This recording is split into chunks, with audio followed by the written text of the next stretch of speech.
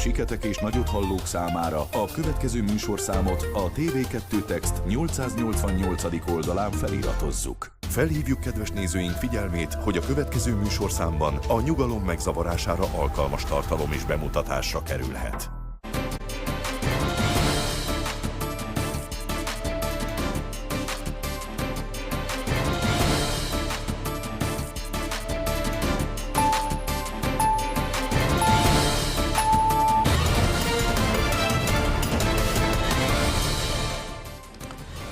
Elgázolt egy embert a Hév Mátyásföldön. A helyszínre érkező tűzoltók szabadították ki a sérültet.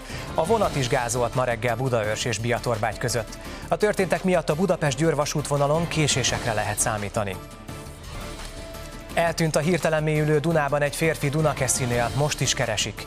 Egy baráti társaságból 6-an mentek a vízbe, 3-at kimentettek. A Tiszából tegnap kihúzott férfi azonban meghalt a kórházban. 20 percet volt a víz alatt, egy pár emelte ki a folyóból.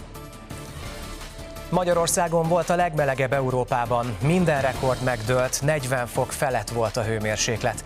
A Duna vízállása emelkedett, millimétereken múlt a Paksi atomerőmű lekapcsolása. Egy szakértő szerint elmaradhat a leállás.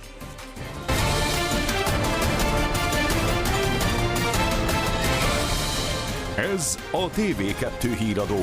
A stúdióban Fenyvesi Zoltán. Jó napot kívánok! Elgázolt egy embert a Hév Mátyásföldön. Cinkota és az Örs vezértere között történt a baleset. A helyszínre érkező tűzoltók megemelték a szerelvényt és kiszabadították alóla a sérültet.